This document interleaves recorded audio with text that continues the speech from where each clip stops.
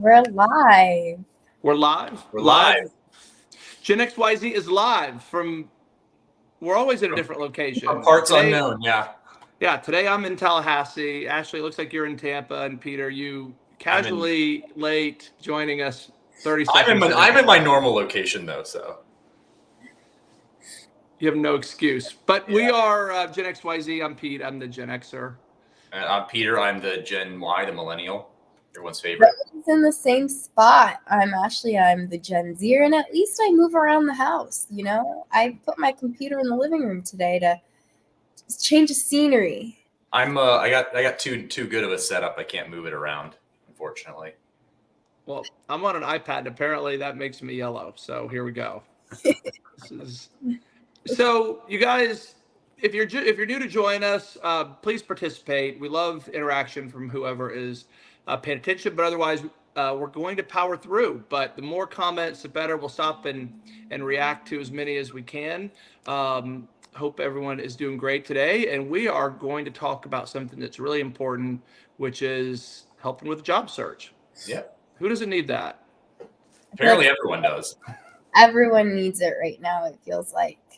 Especially Why is that? Why do you guys think it is? I mean, the market is bad.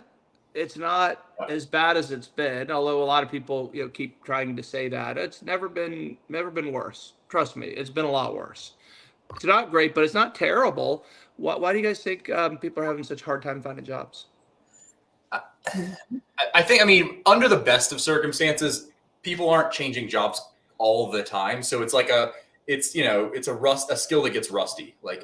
So I think best case scenario, people are going to be kind of out of it when they're jumping. I think that coupled with the fact that a lot of companies are slow to hire. So they're getting, candidates are getting ghosted because people they're getting forgot about or they're lost in the system. I think it's kind of a perfect storm. It seems like where they just come together and it just sucks. It sucks for the job seekers right now. I think it could be a multitude of reasons. One, they get out of college, they have a degree that has nothing to do with the job that they want or see, let's just say on LinkedIn as a post, and they hit apply. They don't have the qualifications for it. Then they're in a crisis. They don't know what to do. Then they have to change completely. I had someone reach out to me the other day. She was like, I'm having a crisis. I don't have background to do marketing, but I want to do marketing. So, and not to mention the whole work from home thing. Do you think you're talking about young people. So you think Gen Z are they have unrealistic expectations? Is it people coming into the job market are like, oh, I got a marketing degree, a bachelor's in marketing, so I'm clearly the most capable person to get this marketing job. I just think it's Gen Zers. We've been forced to quickly decide on a career choice. And as soon as we get into the workforce and we see all the careers out there, now we're like, oh, but this job pays this and this job has more availability. And then we start second guessing and want to do other things, but we don't have the capability. So a quick point on that. This is a little bit of a side, but I'm very critical of the lack of assessment that happens in the educational system. Right? We're not assessing aptitude. We're not assessing personality, behavior, interests in helping young people, helping guide them in their career choice. But what's interesting is the tools are available. So even though we're not forcing it, I was on a site through my my youngest high school webpage. They have it's a site called Naviance, and it does a lot of different things for students and helping them figure out what scores they need to get into different colleges. It's a really cool website. And I was surprised to stumble upon a couple of days ago a lot of aptitude tests. But no one's using them. No one's taking them. And that's what I find such an interesting gap, is that the potential to assess all of these things and help young people figure out what the right choice should be, that's all there, but it's not forced upon them. So unless they're self-motivated, they're not going to do it. Did you guys know that these things are so readily available? They're attached to the college, the college provided them? No, the high school pays for the site, I assume. But they have access. It like has their ACT or SAT scores in it from or the time they start high school, and it will match for the particular school where my kids go what colleges the other students got into from previous years based on their GPA. It's like a plot that shows this GPA and this ACT or SAT score can get you into this college. So it's a lot of really good data. And it has these assessment tests on there for free that you can take. And I'm thinking, no, why aren't we doing a better job of promoting these things? I guess I wonder, like, are they good assessment tests? Like, yeah, I think so. That's what I always, because I mean, they had assessment tests. They clearly weren't as good as today back, even when I was in school. And like the issue was always like, it tells me some kind of generic stuff. And I'm like, great, what am I supposed to do with that? Like, it's not like something that you take and it's like, hey, you like, analytical stuff and hands-on, like you're probably better in, I don't know, in IT or something like that, or you're better in sales because you really like people, or like you should consider these industries. And I think that's like when I graduated, there was all sorts of industries that I learned after being in the in the job market that I'm like, wow, I didn't even consider that when I was in college. Like, who knows where I'd be right now? So yeah, no, I mean, that's kind of an issue. I guess that's the state of things as I see it. In most cases, it's, hey, these things are available if you're willing to go seek them out yourself, or just find your own time to do it. But once you're in, like, I don't see high schools and colleges, I'll say forcing, for lack of a better way to put it, right? We force you to learn these obscure subjects. We force you to do homework, but we don't force you to find a path that you're well suited for, which I find bizarre, and we'll continue to talk about until we make an impact there, because there's just no great path for that. I mean, it's a bit unrelated, but like I'll say as an aside to that, I personally think people shouldn't be deciding what they're going to do, or even when they're that young. I think our society is kind of pushing back, like to the point where like an 18-year-old's maturity and everything today is probably not the same as it was in the 50s when you had to, like, you could go to war or whatever like that. I think it's delayed. It is like people had like houses in full families and stuff in their like early 20s. That was the norm, previously, and now it's being pushed to maybe the 30s or whatever. And I think that the education system hasn't really like caught up. Like I will encourage my kids, like, take a gap year or two, like go do something.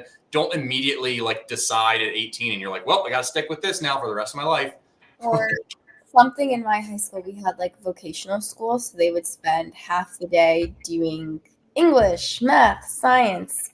And then the second half of the day, let's just say if you wanted to be a culinary chef, they'd go to culinary school.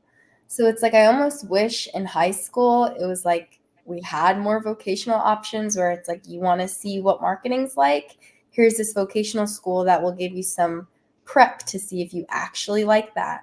Or if you want to do something computer science related, take this vocational class. Well, I agree with you. And what Peter said makes, you don't know what you don't know. And so there's professions that very few people know exist, that there'd be a lot of interest in. And where's the supply and demand? Where are things heading? How's technology going to change where the demand will be? And we're doing an awful job of that. And we're not going to solve that today. I think we are on the same page that, yes, that needs to improve, and we'll hopefully tackle that at a later date. But for now, what we're going to focus on is people who are on the job market, right? Too late to find your dream vocation and path, but you're in the real world. You have to figure it out. And what I'm seeing with young people right now is there's this belief that there aren't jobs. There are. There's a belief that there's a lot of fake jobs. So I want to touch on that for a second, because I'm not sure where that's coming from. That is all over social media. Young people saying, the jobs aren't real that are posted. And that seems bizarre to me, because companies are paying for these jobs to be posted. There's no benefit to collecting spending a lot of time recruiting for a position that's not real. What do you guys think is driving that? I wouldn't say necessarily fake, but I will admit, recruiters will post a job, maybe they get mobbed with thousands of applications. So maybe they're perfect applicant is in that first batch and they're just working through it. So really it's filled or maybe not real. And they just haven't, they haven't gotten around to taking it down over. So it's really only been up for 2 weeks, but it's been filled in the first couple of days because of the amount of applications they get. So I guess that could be considered, fake and a little bit over inflation, where people are then applying to all these jobs that they've already gotten tons of applicants, and the chances of you being seen are very slim. So I've had my fake job experience when I guess they post a job description saying the job is going to be one thing, and you get to the job, they hire you, and you're doing something completely different. That to me, that's a fake job. That's more a misleading title. You're saying people are saying that like I'm sending my application and it's just disappearing to these jobs because they aren't. Yeah, there's no job at all, right? Which I think is just not a common thing. Sure, it happens. I think we know that companies will post jobs.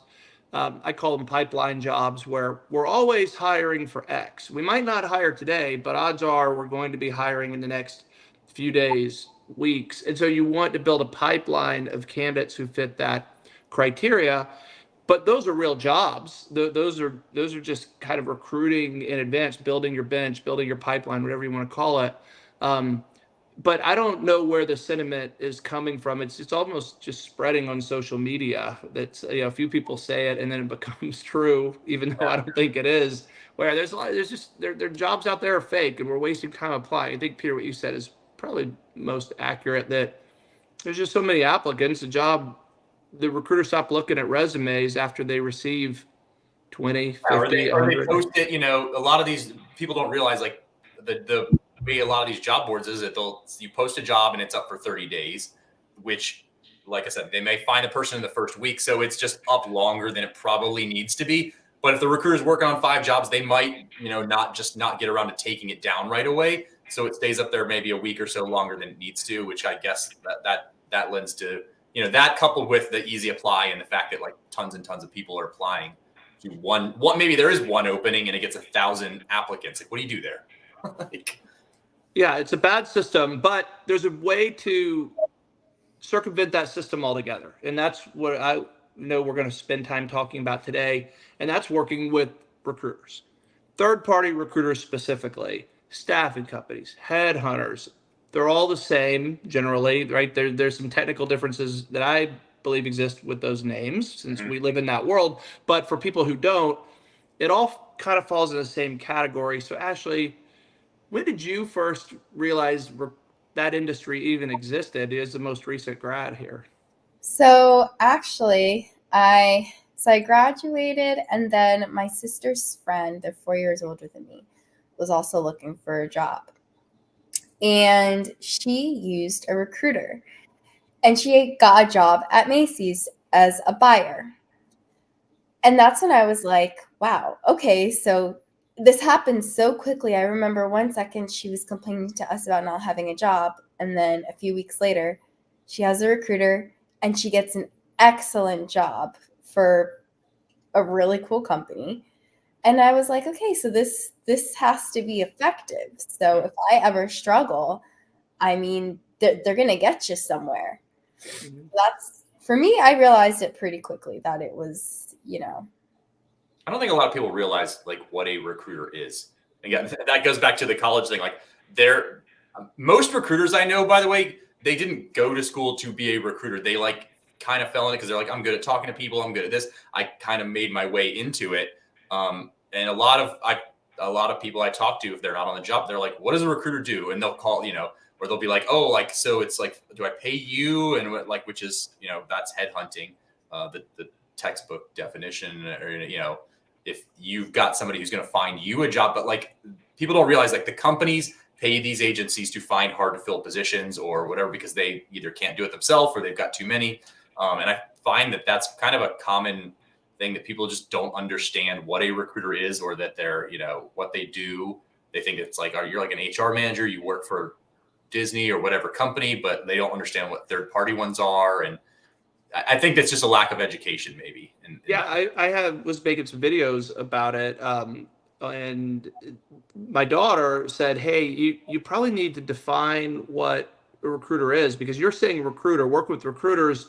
People don't know what that means. They think that means a recruiter at a company, at a corporate location, and that, yes, those are recruiters as well. So just a quick explanation from my perspective. And Peter, you mentioned headhunters. So, headhunters to me are, I associate with more senior roles, right? The direct hire positions, retained searches, and retained searches are where companies will pay the headhunter, who is a recruiter, to go and find someone in a very niche role, usually, right? But the words really are interchangeable, and so a headhunter is a recruiter, but a recruiter isn't necessarily a headhunter. And what I mean by that is, if you work for, actually, you mentioned Macy's, so we'll just use them as the end user employer in this show today. Macy's has recruiters that work for them directly, but they may work with a third party recruiter. They may call that a headhunter, right? And so all headhunters are recruiters, but not all recruiters are headhunters. That's that's Also known not as confusing executive enough. recruiters. Sometimes they call themselves executive. Correct. Executive recruiters.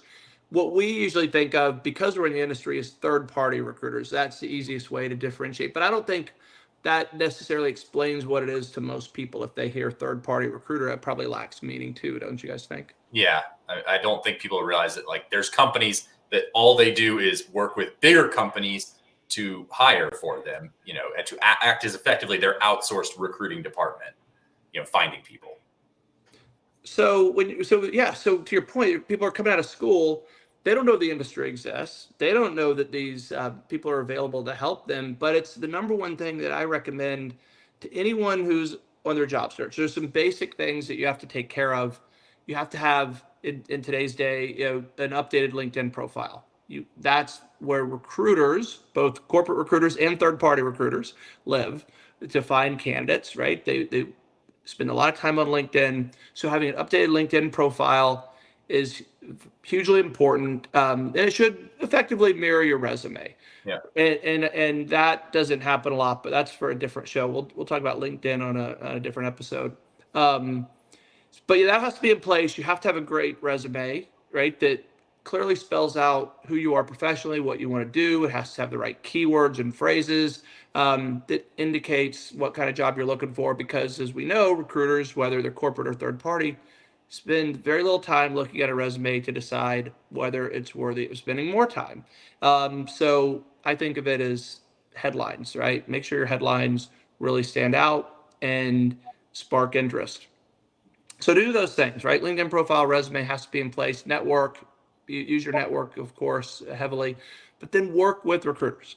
So Ashley, if you're coming out of school and you hadn't had that experience with your friend, and someone said, "Hey, Ashley, you really need to work with recruiters," what would be your thought on that? Would that sound natural to you? Would that sound weird? Would it sound like a scam?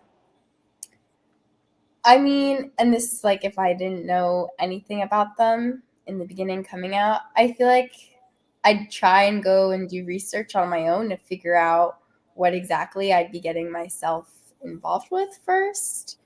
But I would be open to it after I did research and saw like good outcomes and talked to people about it. But I don't know if I'd say yes right away, just because I'd be like, what is that? Yep. So if you're on listening with us, what's your take on recruiters? When you heard about them for the first time, were you hesitant to reach out and connect? If so, why? I don't know. Were you familiar with recruiters before you interviewed with Four Corner originally? No, not really, to be honest. I never had really had any sort of interaction with the industry. I had recruited for the companies I worked at. And I worked at Target, and I went to job fairs for it to talk. So I had done recruiting, but I didn't, and I knew that there was a corporate one. I didn't really know about the third party aspect of it, but I've kind of talked to a lot of candidates, obviously, over the years. And a great example I'll see is we work with a lot of clients who they'll do IT, say, and entry level, desktop support, help desk. So we talk to a lot of people who come out of school, obviously, and they can apply on their own and kind of navigate the waters. But it's a lot easier if you write your resume really well and send it over to a good recruiter, and you say, hey, if you're ever, doing this, like, this is what I'm trying to break into, because we place people and we help them get their foot in the door all the time at clients, in IT, and people go on to be network engineers, system administrator, whatever, get their foot in the door.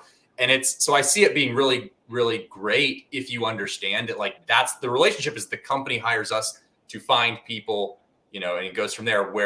And I will say this for anybody who's watching, like, it gets kind of twisted if it's the other way around. People are like, you work for me, find me, here's my thing, find me a job. If you go into it and you say, I know they're being paid by the company to find a person, like, I'm going to make myself as available as possible, make my resume as easy to read as possible, and present it to them. Say, hey, if you're looking, like, I'm here, I'm easy to find. The people that kind of approach it with that mentality and that open-mindedness do really well. And I've yet to see any of them, like, not really break into a job. Anybody who actually is, like, understands the full process and how to kind of, where they fall in the recruiting order. So that's, I do want to, like, say that, where people are like, they'll call themselves the candidate is the client, which obviously that you want that person to get hired, but, like, the recruiting agency works for the company. They're working on their behalf. And that is a common misconception. And I know that because people in my personal life for years, having been in the recruiting industry for a long time, will come to me and say, hey, I'm going to send you so-and-so so you can help them find a job. Yep. And I'm like, record scratch. That's not what we do. We find people for jobs, not jobs for people. Now, I know that there are some companies that exist. You alluded to it a little bit ago, Peter, where you can pay someone to proactively find a job for you. I don't know anyone who's in that business. I don't know of any companies who firsthand who does that. And I would be skeptical of them for the main reason that you can't create demand that doesn't exist. And so that's why we don't have the ability to find a job for an individual, because the job has to exist first. And if it doesn't, we could be the best at what we do, but we can't create demand if it's not. It works best if you build say you get in the door with a recruiting agency, you build a relationship with a singular recruiter. That's where you can be like, hey, look, I'm looking to move or whatever. Keep your eyes open and you work. But yes, you shouldn't really be paying the recruiter, because they're working with you. Like, if they benefit if you get hired, so it's in their best interest to get you hired. Building that relationship, and when I see people who come off contract and go on another contract and they're working with the same recruiter year over year, that's obviously the best scenario. You've got somebody who's always keeping an eye. It's kind of like an insurance broker, where, like, they'll shop around for you just if you're ever, like, looking for something else. Like, that's the perfect scenario, I think. Ashley, when you first heard about recruiters, since it was not too long ago, did you think that they would go out and help you, like, look for jobs on your behalf, or did you have to realize that too? I had to realize that. Like, I thought they would look for jobs on my behalf. If I was like, I need a marketing job, I'm going to get a recruiter to find me a marketing job. It was up until, like, since, being with Four Corners, I was like, wait a second, that's not how this works. Like, here I was thinking, so for my sister's friend with the Macy's job, they didn't go and find her that buyer job, but, they checked her resume and they recruit her to be a buyer for Macy's. So that's right. So that's a huge distinction to make, right? And people are going to be frustrated. Like, I've had over the years, people say to me, wow, I trust you, which is great to hear. Of course, I'm only going to work with you. And I'm like, hang on, no, that limits your visibility. And so I want to talk about some of the reasons to work with recruiters, and then talk about how to work with recruiters. And the biggest reason is it's to increase your visibility, to give you more exposure to what's happening in the market. So if you're on your own, you can only do so much. But if you have multiple recruiters working for you, and even though I believe we're the best at what we do, we certainly aren't the only game in town. And even the biggest and best recruiters in any market or industry only have visibility to a very small percentage of of the jobs overall. So if you're a candidate, it is in your interest to work with more than one recruiter. How many is subjective, but I'll generally say all the top recruiters in your market or industry you should have a relationship with, because that is increasing your exposure. And these are effectively having agents who are aware of what you're looking for. They're working on your behalf. They're not working proactively, but the more recruiters you have a relationship with, the more opportunities you're going to be exposed to. Yeah. And that's gone a long way. Like, it actually makes me think about things in like my own like life, when I realize, like, think about, nobody's doing anything for free. And that's the world. Like, how do they get paid? They get paid on commission. Therefore, they are being paid by the company. It's in their best interest to give the company a good candidate who's going to get hired. That's you in this scenario. And so I alluded to like insurance agents. I literally asked them, like, how do you guys get paid? Like, oh, we get commission from, whatever agency. And that's not something I thought about when I came into it. Is like, oh, they work for me, or, whatever. Like, why would they work for you? For free? For what? The goodness of their heart? Like, you always have to kind of, if you understand that, then you can play to your advantage and say, okay, I'm going to work with, like you said, the 3 best recruiters that I trust.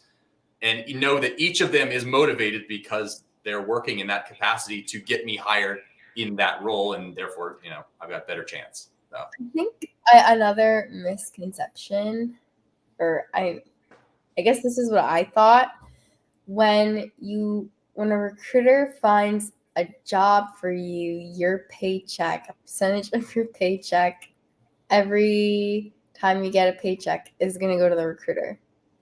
Is that true? No. Well, so yes and no. So there's 2 ways generally. There's lots of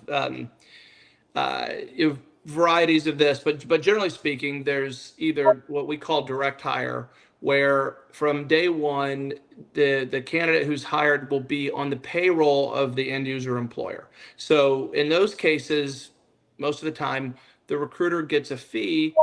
Again, most of the time is a percentage of the annual salary. So if your annual salary as a candidate is 60,000 versus 50,000, and the recruiter's getting a fee as a percentage of that, they're incented to get you as high a salary as they want to give right? you as much money as possible. And it's worth noting, they want you as a candidate to be happy, right? There's sometimes people, not all recruiters are good, right? There are some shady people out there, organizations, just like any industry. Most are very good, and because if you want to be in this industry for any period of time, you have to have a reputation built on trust and reliability, and so you also have to deliver consistent, high quality. And so, Ashley, if you're our candidate, I want you to be happy. I want you to accept the job. I want you to be happy showing up. I want you to stay, because if I do something like you told that story earlier, I tell you the job is one thing and you show up and realize it's another, you're not going to stay. You're going to leave. And I'm sure you immediately left that situation. So no recruiter who's worth anything would do that to a candidate and do that to their client, because they wouldn't have a client for very long if they did. So that's what we call direct hire placement or direct hire recruiting. And then the other most common way is contract recruiting, contract staffing, where the individual is on the payroll of the recruiting firm working at the end user client. And in that case, the recruiter's profit is a rate above what the individual is getting paid as a contract employee. And that difference between what they bill the company and what they pay the individual working is how they make a profit. So it's not a cut of their weekly paycheck as much as it is a markup on top of that. So, okay, That was a lot of rambling. Did I explain that clearly enough, Peter? That makes sense. Well, you also, like, people are like, okay, well, why? It's not. Oh, by the way, it's not all profit. There's operating expenses for the company, obviously, but it's also like your payroll taxes and all that type of stuff. Like, if you're working at Google and you're actually a contractor for another, Google's not paying any of your payroll taxes to the government stuff. The recruiting agency is, so that's why it's usually the margin above that. But yeah, it's not here. They're not taking any of you. And even in that case, like Pete said, like they want you to be happy. Like, you want repeat customers. You want to look good to your client. You don't want to have people flaking out and leaving the next day, which they're going to do if you're kind of, putting them in a bad situation or not paying them what they want. That's actually one of the things we've always told recruiters, like, don't try to like sell them on a certain pay rate. Like ask them what they need. What is the amount that you feel comfortable at? Because that's where you need to be. Like, I don't need to like sell, like undercut you and sell you several dollars short more an hour. And then you're just going to be looking around for the next great thing. Like they want you to stay at your job because longevity is the best thing for them. Yeah, and on that point, my advice to candidates is always be as open as you possibly can with the recruiters. Let them know what your motivations are. Let them know what compensation will make you happy. I mean, the more information they have about what you really want, the better their results will be for you. So, how do you feel, since you brought that up, how do you feel about, like, I always hear and I see on Reddit, they're like, don't tell the recruiter how much, like, let them tell you how much the position pays. Like, how do you, I've always said, like, it's exactly like, tell them what the amount you want is. Because honestly, if you're making 50K, but you're like, I need 70 to move, it really doesn't matter that you're making 50 right now. 70 is your number. That's where you got to be at. So tell them, I need to be making 70K for me to move. I'm not gonna, I think that's important. Like, just be honest with like what makes sense in your life. Everyone's got their own, circumstances. How do you feel about like that versus like making them first move kind of thing? Well, since we're specifically talking about third-party recruiters, I'll answer it from that perspective. And again, same answer, really. Give the recruiter your honest situation and say, here's the minimum that I would consider. Yeah. It doesn't mean you'll take a job at that rate. It just means you won't consider anything below it. And that's the easiest, way to give. So then the recruiter says, it's like shopping for a house, right? What's your budget? Well, I can't pay above X. All right, well then I'm not going to waste my time on other things. And so if you try to play a game with the recruiter, they're not going to know what to do with that, right? Well, it depends. It depends on what. It depends on. I can't, as a third-party recruiter who's trying to find the right candidate for a job. The more information I know about what the individual candidates who I have relationships with are looking for, the better I'm going to serve them. And it's just the way it works. So, Bella literally said, she literally told a candidate today, I'm your advocate. Tell me where you're currently at and what you need to make a move. That's the perfect way to phrase it. Like, you can say like, here's the minimum I need. I would much rather be, here. And then they can kind of work. Because if you say I need, and you just give some astronomical number, they're going to be like, all right, well, he's out because he's clearly, not even in this range. And you're like, well, I was willing to take 10,000 less than that. I just didn't want to stay that. Yeah, I think when you are, and that's the reason why Bella has so many 5-star reviews from the candidates that she works with, because she means that, right? And she's there to do the best job for them that she can. But there's this when you're in the recruiting industry, as we are, you don't get talking about compensation isn't weird. Everywhere else in the outside world, talking about compensation is kind of taboo, right? You don't go around, you'll tell everyone what you do for a living, but you don't back that up and say. That was the weirdest thing when I started. I was like in my 20s, and I was just like talking to some VP, like, so how much money do you make? Yeah. And it is weird when because it's such a taboo thing in normal life. When anyone who gets into the recruiting world, I always tell them right off the bat, you have to get comfortable talking about uncomfortable things, right? Yeah. Because the more personal, intimate we get about that, the better our relationship's going to be. And it is odd to have that you've known someone for 5 minutes, and I'm talking about how much they make for a living, right? Yeah. That is unusual in normal life. So let's kind of move past this, you guys. So we talked about being exposed to more openings as a reason to work with the recruiter. Another reason, a very obvious one to me, is knowing the business as I do, is that it gives you the ability. It keeps you from having to stand in line and being a resume in the pile. I guess that's the best way to phrase it. So recruiters deliver candidate resumes directly to the person scheduling interviews or doing the hiring. We don't, as a third-party recruiter, as you said earlier, Peter, we only get paid if we're successful. Well, we're going to spend our time very wisely. And if we are working with a company where they're not responsive to the candidate resumes we sent over, or we feel like they're collecting resumes from all over the place, like candidates experience when they just apply online, we're not going to work with them, right? That would be a terrible expenditure of our time. So we deliver resumes directly to the person who needs it. We generally deliver one at a time for one opening. So it vastly increases your odds of success as a candidate when you're working with a third-party recruiter. I mean, that is just an indisputable fact as far as I'm concerned, but something that people don't necessarily realize from the outside looking in. Yeah, and having that relationship is it's crazy how I tell people like being professional and easy to work with and responsive is like that will like put you so far ahead. Assuming everybody's got the same X, Y, and Z skills for a job, like just the fact that you're pleasant and you answer phone calls promptly and turn things in when you say you're going to do, like that, a recruiter will love that. Like because we deal with so many candidates across the board. Like I've had people ghost me. I've seen, so we've seen it all. So being easy to work with and being easy to reach and, agreeable and open with your recruiter, like that's going to make them want to work that much harder for you to sell you to the manager. Having somebody on, actually selling you versus just being a flat PDF, or piece of paper or whatever, that's huge. Like, and also will like speed up the whole process for you entirely. Mm-hmm. Yep. Yeah.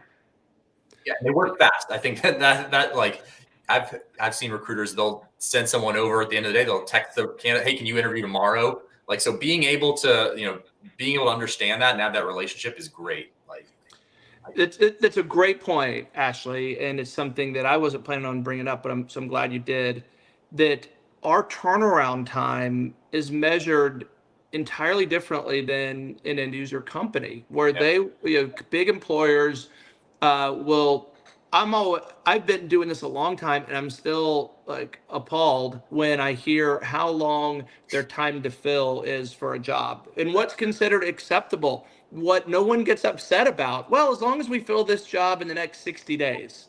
60 days, when I hear that, you may as well tell me 60 years. That sounds like an eternity, where our recruiters, as a third party organization who's not paid unless we're successful, we look to turn around jobs within hours at times, days at most. If we start talking about a time frame longer than days, my eyes start to glaze over because that sounds like a quick way to go out of business. And so we have to move fast. And to your point, Peter, that's where the recipient of our candidate resumes have to be willing to move fast too, because otherwise we'll lose candidates. We can't afford to do that.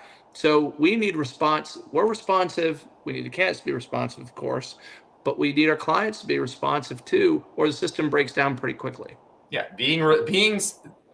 finding out if somebody is serious is like one of the first things a good recruiter is going to do. Like they're going to, just like you should make sure that they're legit. I mean, you said there's some recruiters who are shady, like in any industry. Like you're going to do your due diligence, like, and find out their background, their credentials, whatever.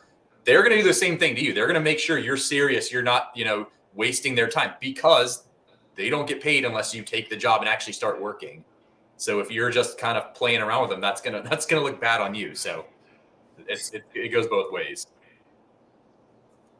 So Ashley, did any surprise, or did you know all that already? Again, the whole payout thing, that I didn't know that. So when you gave me that explanation, that made a lot more sense, because I always wondered, like, okay, so where does this money go? How does that process work?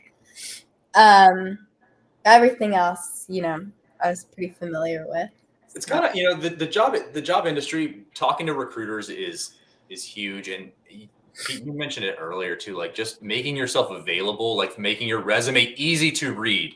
That's how many people have you talked to that like, you're like, what? I can't tell what you do.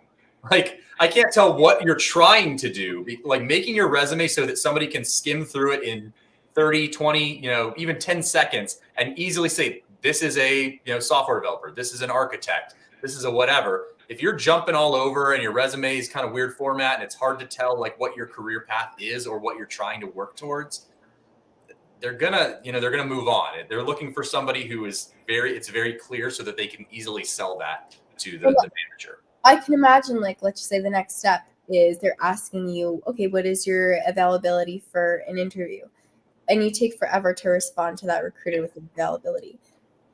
It's like, that's just going to slow things down. That's not going to help you. The recruiter is ready to set things up for you, and you're just taking forever to respond. Make it easy for the, by the way, this works for corporate recruiters too. Make it easy for the recruiter. That goes resume. That means getting in contact with you. That means scheduling things with you. If you're difficult, like that, how many people, it's like being difficult is the worst thing you can do. And people don't realize that they're being difficult. I think if you're going to work with a recruiter, you need to have everything figured out beforehand. So that way, when you're ready to work with one, it's easy for both parties. Yeah, exactly. So Yeah, that's huge. And people tend to overcomplicate resumes. And I use this analogy a lot. I'm sure I've used it on here multiple times. I always equate it to the magazines at a checkout counter in a grocery store. And I don't even know if People Magazines is still published as a hard copy or if it's just online now. But that's the one that I always think of where I see the headline, the picture grabs me. Not that you should put your picture on a resume, but I see the headlines and it's there to catch my interest. It's there for me to reach over and pick it up, and there's a good chance I'm going to buy it if I do. And that's what a resume is. It's your opportunity to entice the reader to want to know more. What's inside? It is the cover of a magazine, the cover of a book, however you want to call it. And so you should write it as if someone is going to be skimming headlines, because that's all they're going to get. And if the headlines aren't interesting and they're not clear as far as what you're never going to read a People Magazine headline and go, I wonder what they're trying to tell me. This is confusing. This doesn't make sense. It's there to entice you and give you just enough to want more. And that's really what a resume is. Yeah. That's all a resume needs to be, right? It doesn't need to be a fancy format. It doesn't need to be, and it shouldn't be on colored paper or with grids or any of the goofy stuff that people like to do. It needs to be enticing headlines. Yeah. Your resume is to get them to look at you and call you. Like, that's the entire point of it. I don't need to know your whole life story. I just need to know that you can do this job. You've got you're in the realm that I'm looking for, and that it's clear and concise. And then when I call you, you need to pick up or call me back, whatever, be responsive. Like, that's people overcomplicate the job process. And I think, like you said, it's because they're not in it all the time. They don't understand. If you're on the other side, you're like, well, I'm not, I was doing whatever. I'll get back to them when I get back to them. You don't think about, well, the recruiter's probably calling you and 10 other candidates for this job. So you're missing out by not calling them back, or by, I'll get back to them tomorrow, not realizing that they move in days, not like weeks, So back to working with recruiters, since that's what we promised to talk about today, I do want to talk a little bit about why now, and have we sold anyone listening yet? I'll ask you guys this before we move on the benefits of working with a recruiter. Have we left anything obvious out? I think we're pretty clear. I mean, you're opening up your opportunities. I can't think of anyone who would choose to not do it, with a reputable recruiter. Especially if you're trying to find a job quickly. Exactly. Yeah. If you're trying or break into a new industry or get your first job, like it's great for that, Right. So they have exclusivity a lot of times. They have jobs you won't see. There's people who are you're covering the bases for you. So the more recruiters that you have relationships with, the better. It'll increase your speed, and they take your resume right to the person who matters most, and they don't stand in line. Mm-hmm. So, all right. So we've sold you on that. Now, where do you begin? There's a couple areas that I think you can find the top recruiters. The American Staffing Association, anyone who's part of ASA adheres to a certain high standard of working, and so you're getting someone good if they're part of the American Staffing Association, and you can look on that website and sort by industry and location.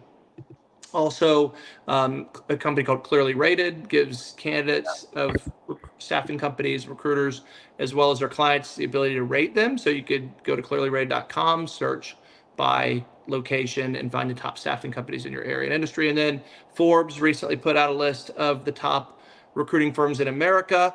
We of course are on it, which we're happy to be for again, I'll say, and you can also sort by geography there. So between those three sources, you can find great recruiters. Peter, the first thing I recommend is connect with those folks on LinkedIn, right? Find the companies, connect with their local recruiters, and then call them. You've got to call them, connect to you. That's a lost art. Too many people rely on LinkedIn messages and emails, and I'm just not a fan of that. If you want to catch someone's attention, you've got to do more than that. I think the one caveat I will say to that is if you're going to do that, make sure you've done the other things first. Make sure you have a good resume. Make sure that you actually match the types of jobs that they've got open. You know, those, if you're calling and you're like, I want to be a bookkeeper, and you're calling an IT staffing company, they're going to be like, okay, what am I supposed to do with that? Like, great, like I'll talk to you, but like I don't have any bookkeeper openings, nor have we had any in a long time. But if you match their industry, you know, there's a good chance that they've either got something open right now, or they will have something open in the coming weeks. And if you're pleasant, you're easy to talk to, you're easy to kind of make an impression on them, I guarantee you're going to get, you know, your resume is going to get saved for the next time that opening comes. So very important distinction you made. I know Clearly Rated, you can sort by industry, and I believe American Staffing site, you can also sort by industry. I know Forbes does, and it's just geography. So go to the company's website. Great point. Confirm that they work on the kind of jobs you're interested in. There's recruiting firms that work in the blue collar space exclusively. There's companies that only work in IT, finance. So it's not a one size fits all thing, far from it. But after you've confirmed that, you know, I'm a fan of picking up the phone and calling and saying, I'd like to speak with a recruiter who focuses on finance. If you're a finance person, just want to introduce myself. I want to get in your system. I want you to have my resume and contact information. And that's enough to get the ball rolling and to get on their radar screen. Yep. Yeah. I think that, and you said connect with them on LinkedIn. That's a really good thing. Having your LinkedIn profile be clean, just like a resume. That's really good. Because I've too many times I've seen people that they want a job, but they don't actually know what they want. They're like, I'm interested in maybe HR or maybe IT or maybe construction. And you're like, those are three different things. Like, narrow it down, then come back. Make it easy. Especially, I think with LinkedIn, if there's like a special feature where you could put open to work on your profile, and that's how recruiters will also find you. How do you feel about that, Pete? I know that's kind of a thing. Like, people are like, oh, it makes you seem desperate. You know? Oh, well, so that's also an important distinction. The open to work for recruiters isn't the green banner. You see that visibly, but there's behind the scenes a box you can check to show that you want to be contacted by recruiters. So I think people who use that open to work banner are people who are laid off, unemployed, where they don't mind telling the world that they're on the job market. But there's a much more subtle way to alert recruiters, which is in your profile, you edit your profile on LinkedIn to check that you're looking, and recruiters will contact you that way. Look, I could argue either side of the green banner. Truth be told, I don't think about it a whole lot. I'm neutral on it. I mean, I see both sides of the argument, to be quite frank, and I know there are historically. When you're a recruiter, the goal is to find passive candidates. Why? Because those are the candidates who are gainfully employed, right? They're probably doing well where they are, and you want to entice them to move. If someone's unemployed, yeah, there's that perception exists, right? Why are they unemployed? Is there a problem? Is there baggage? Why? And we know that in many cases there's not, of course, but I know that it exists. And so because it exists, it's not my opinion that matters. I would want to present to any candidate the facts as I know them to be, that there's a stigma associated with it. There's some recruiters who will downgrade you for that. Whether they should or not is irrelevant. They will. So because of that, I think you should consider whether you want to put it on. What do you think about that? It depends on the strength of your profile and your resume. I think if you've got a strong enough one, then it's great and it does help. Yeah, I guess I could go either way too, because I just see whenever if people are struggling a lot, and there's plenty of times where it's someone got laid off and it's all legitimate and whatever, but there's also other times where it's like, well, why have they interviewed for 17 different jobs but they couldn't land a single one of them, and they're working with recruiters. So take a hard look at your own profile and your own entire big picture. I think that's a really good piece of advice. I've talked to some recruiters who will say that, like, look at how a hiring manager sees you, or how another recruiter would see you, and in an honest way, because a lot of people look at themselves like, I'm great. I don't understand why can't the recruiter follow that I've jumped from this to this to this, and had this time off or whatever, because they don't know you. They're looking at a piece of paper. They can't follow that. They don't know that you did this and you were working or whatever. So I think that's being honest. When you look at your profile, when you look at your resume, that goes a long way. Do endorsements on LinkedIn also help impress recruiters? It's almost like a form of. I think so sometimes. I mean, I've looked at them, and if I see that they've got a lot of, say it's a technical skill, and they've got a lot of them, I'll be like, all right, well, they clearly worked in this industry. They know a lot of people that do. I never really, it's not make or break for me. I never really understand those endorsements though, because I had some random person I didn't know endorse some things on my LinkedIn profiles. I'm like, I guess. Yeah, they're not something that I put much thought into either. Look, they do show up. I will say, when a recruiter searches, like, those skills will make you show up in different searches. So having skills relevant to the job that you've done and that you want to do, like, is important. But yeah, if you can get those, that's a good point. Where it'll help in your search. Anything that'll help you in your search, you show up in a search, is valuable. Generally, I don't think any recruiter will not call you because the open to work isn't there, right? They may not call you because it is. That is, I think, a fact. However, there are people in your network who may see that if you have the open to work banner, to think, wow, I didn't know Peter was looking. I'm going to reach out to him. He may be a great fit for this thing I have in mind. So it's not about recruiters to me as much as it is about signaling to other people. But again, I wouldn't recommend against it. I wouldn't recommend doing it either. I generally try to just let people make their own decisions on that. And the same thing with endorsements. I think nobody's going to care. I think if I'm on someone's profile and I scroll down and I see they've got a bunch of them, I mean, it's great. But I care more if I'm looking for a job. It's an architecture job, and I want somebody who's worked in on hospitality. They designed hotels.